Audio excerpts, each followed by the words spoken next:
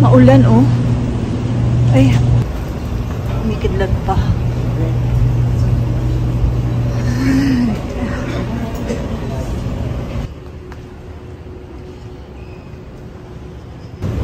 Waiting sa aming bagahe. Grabe ang ulan. Sobrang lakas ng ulan dito guys sa Manila. Time check natin is 4:22. Madaling araw. Antok na antok. Ano ba yan? Ilang gabi na kaming kahapon nung umuwi kami pa Davao. Madaling araw din kami. Ngayon madaling araw na naman. Ay nako talaga. Kailangan natin mag-vitamin ito. At nataong pa talaga kung kailan kami pumunta ng Manila. Saka pang may bagyo. Kaya ngayon, nag-aalangan kami kung anong mangyayari sa amin sa kalsada. Kasi nga, masyadong malakas ang ulan. At the same time, since yesterday, baha na talaga sa Pampanga, pati sa Bulacan. So, hindi ko alam kung ano ba makakadaan ba yung mga sasakyan doon o yung basta sasakyan namin. Pero in fairness lang, walang cancel na naganap. Yun lang yung kinagandahan. Kasi sa Davao naman, okay naman yung weather. Dito lang sa Luzon ang hindi. Maghahanap kami ng taxi papunta ng terminal para papunta ng Pampanga.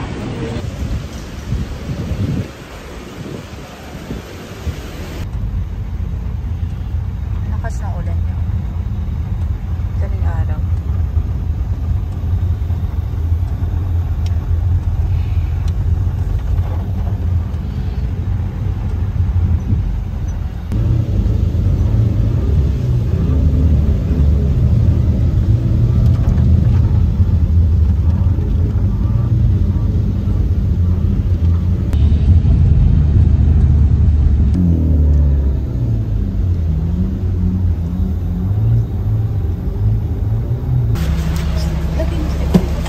Masyadong passengers. Bili mo na.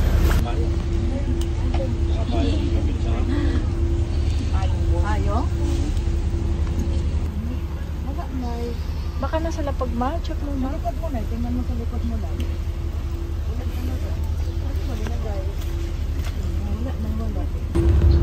Sakto na paalis na yung bus na nakarating kami. So hindi kami naghintay ng matagal.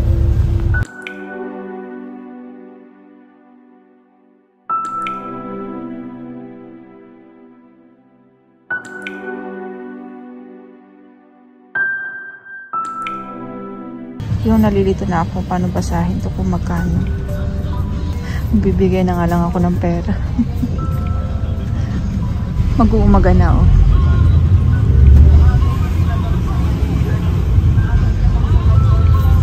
Pero maulan pa rin.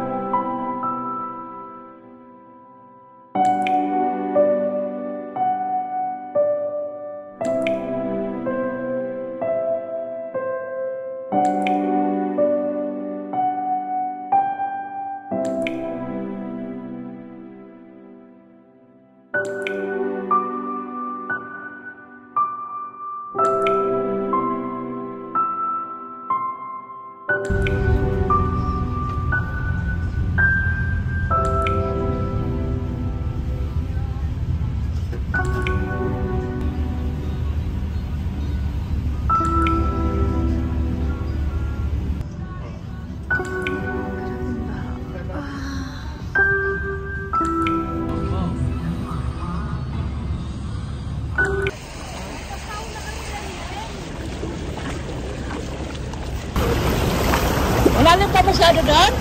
Malalim pa, Lord? Sige na. Basa na itong pantalon ko. Basain na natin ang tuluyan. Okay na lang yan. Sige na lang.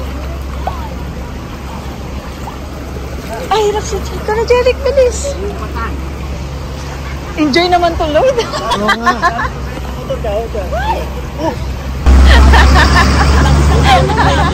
Ano ka ba mabilis? Oo, ang malakas ng agos niya. Masaya. Manangin mo. Hala pa. Wala may bayamas kayo? Ha? Wala. Babenda sa rin? Hindi ako nabayamas. Walang bayamas. Wala tayong mga prutas. Ha? Paano tayo bibili pagkain natin, Lord? Dito sa labas. Bili tayo ng mga kain natin. Paano may pagkain na tayo? Alam mo, okay na ako sa ganito. Huwag lang may ahas. Baka mamay may ahas na umano ba? Wala namang ahas, Lord. Pag ganyan. Ay, siguro isda rin eh. Mangisda na lang tayo. Grabe. Mag-isa ang lubog sa Fernando? May lubog na. Lambahat din dun. Wala ka. Ang tagal bago ko na-experience to. 19 years ago. 18, 19. Ilang araw ito bago na i-start? Hindi lang po yan. Bumili muna kami ng isda para may ulamin kami sa ano. Total basa naman kami.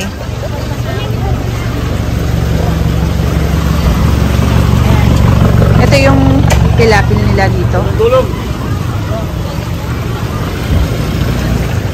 Kasi para hindi na kami lalabas mamaya.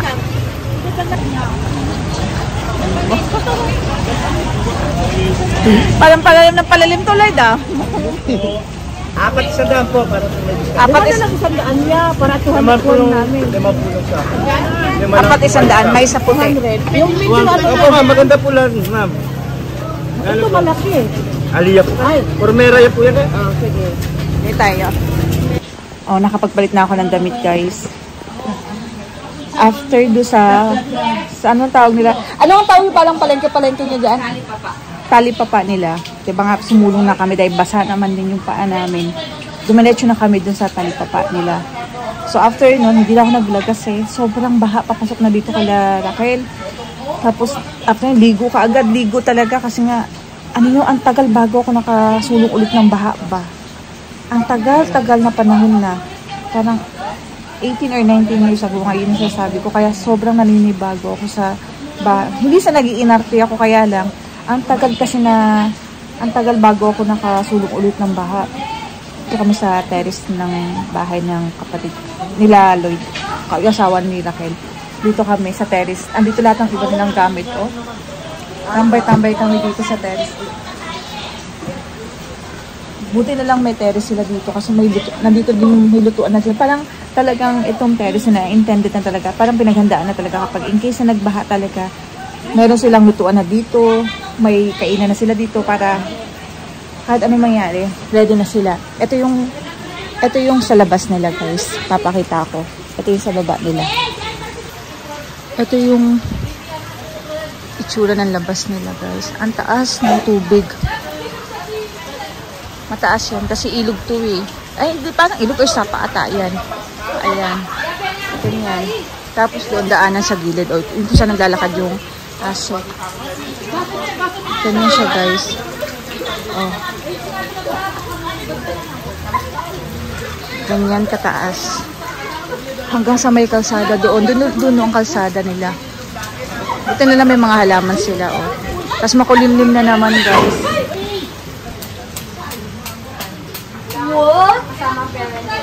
Ngayon, hindi ko alam kung paano ako pupunta ngayon ng Bulacan. Kasi ngayon, nandito ako sa Pampanga.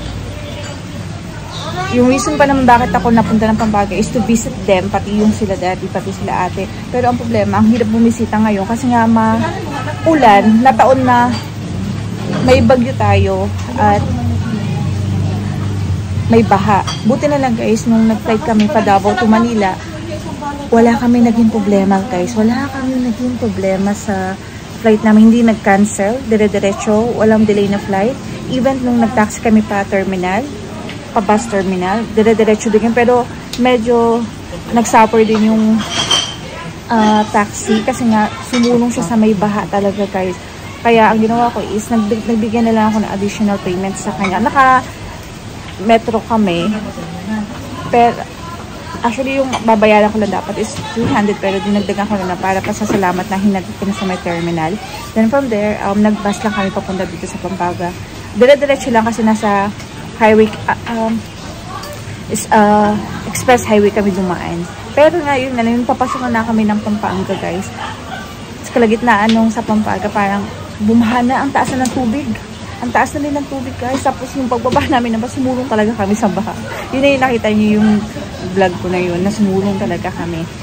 Anyway, guys, i-end ko na tong vlog na to.